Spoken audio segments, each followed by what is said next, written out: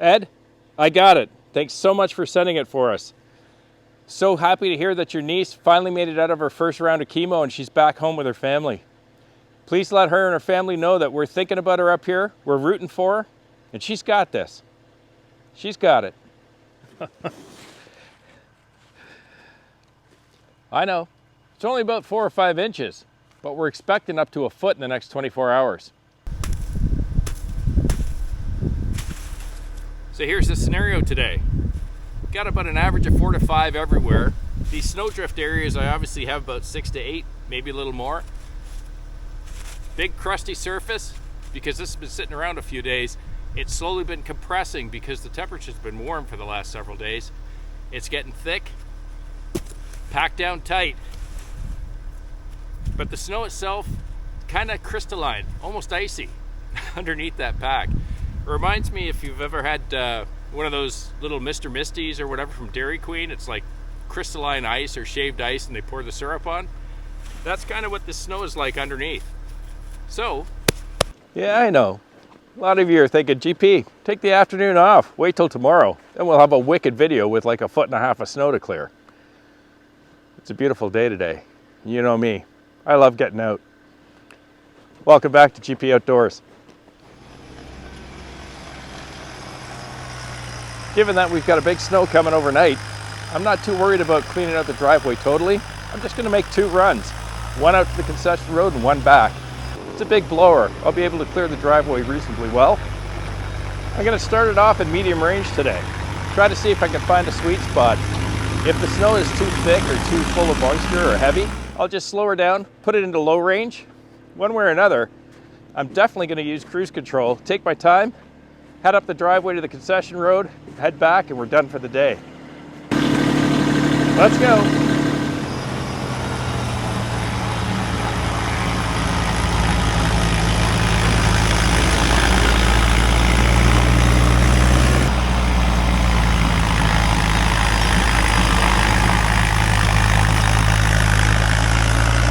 I just wanted to film this for you folks. This is what I've been talking about. When you've got a hard pack of snow on your driveway, despite the fact that that blower weighs 550 pounds and it's in float, your skid shoes and that linear cutting bar will float on top of whatever is hard packed, similar to what we discussed with the rear blade. So you'll see that there's no gravel. This is just a mound of snow, but it's been packed down because I've driven over it, and now we've got crusty, icy snow on top. And you saw the blower, as soon as it hits it, and I'm in float, that blower, even though it weighs so much, rises up over onto the top of the mound. It doesn't dig in. The only way you're going to get it to dig in is if you force down pressure on that blower. And I'm talking about gravel driveways here. If you do decide you want to put down pressure on that blower so that you dig that cutting bar in, so you can cut into big piles like that, make sure your driveway's frozen first. Otherwise, you're going to be surprised at how much gravel you're digging out of that driveway. I hope it's helpful.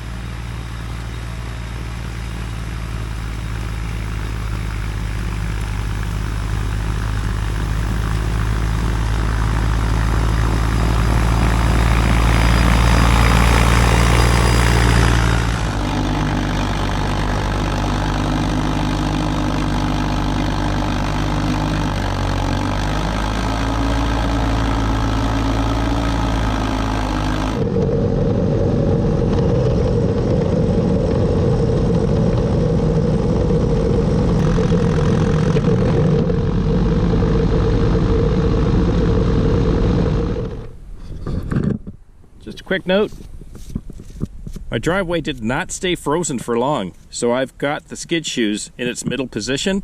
I don't have it all the way up. In other words, the blower is not as low down to the ground as possible. It's in its middle position. So I've got myself, half an inch, 3/4 of an inch.